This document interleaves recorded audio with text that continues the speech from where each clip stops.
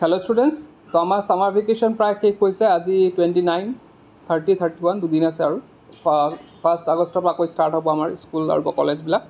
তো এতিয়া কথাটো হ'ল যে বহুতো ছাত্ৰ ছাত্ৰীৰ এইটো কুৱেশ্যন আছিলে যে সামাৰ ভেকেশ্যন মানে যেতিয়া 1 আগষ্টৰ পৰা আমাৰ স্কুল স্টাर्ट হ'ব বা কলেজ স্টাर्ट হ'ব তেতিয়া আমাৰ টাইমিংটো কিমান হ'ব।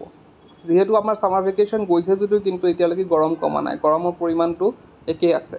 গতিকে কেতিয়া পৰা স্কুল হ'ব বহুতো ছাত্ৰ ছাত্ৰীৰ কুৱেশ্যন আছিলে আৰু সেই বিষয়ক আহিছে এখন নোটিছ আৰু নোটিছখন হৈছে আমাৰ বিভিন্ন জিলাৰ নহ'ব পাৰে, কামৰূপ মেট্ৰ'ৰ সেইখন দিয়া হৈছে। আৰু এই নোটিছখন দেখুৱাৰ সেইটোৱে উদ্দেশ্য যে আমি দেখা পাওঁ যে এখন ডিষ্ট্ৰিক্টে এই বস্তুটো কৰাৰ পিছত বিভিন্ন ডিষ্ট্ৰিক্টৰ লাহে লাহে ওলাই থাকে, এনেধৰণৰ নোটিছ বিভিন্ন ডিষ্ট্ৰিক্টৰ ওলায়।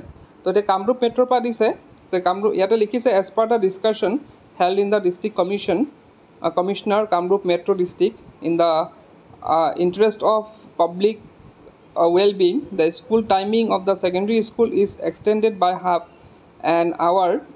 Witness for LP and ME school, the timing of the timing shall remain the same as per the previous order.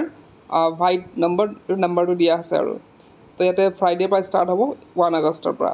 ইয়াত তলত দিছে চোৱা, ইয়াতে LP স্কুলৰ টাইমিং দিছে 7:30 to 11:30, আকৌ ME স্কুলৰ টাইম দিছে 7:30 to 12, আকৌ HS বা HS স্কুলছ মানে হায়াৰ ছেকেণ্ডেৰী স্কুলসকলক মানে কথা কৈছে, হাই স্কুল বা হায়াৰ ছেকেণ্ডেৰী স্কুলৰ ক্ষেত্ৰত কি হ'ব 7:30 to 1 PM লৈকে হ'ব।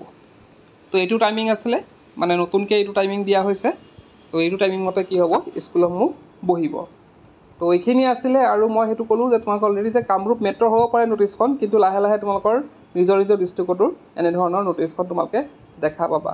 আৰু ইয়াৰ মেইন ৰিজনটো হৈছে যে এতিয়াও গৰম কমা নাই, গৰমৰ যোনটো তাপ আছে ছেমেই আছে। গতিকে সেই স্কুলৰ টাইমিংটো সিহঁতে আগবঢ়াই মানে আগৰ টাইমিংটো কৰি দিয়া 9টা বজাৰ পৰা কৰি দিয়া নাই, আগৰ টাইমিংটোৱে ৰাখিছে।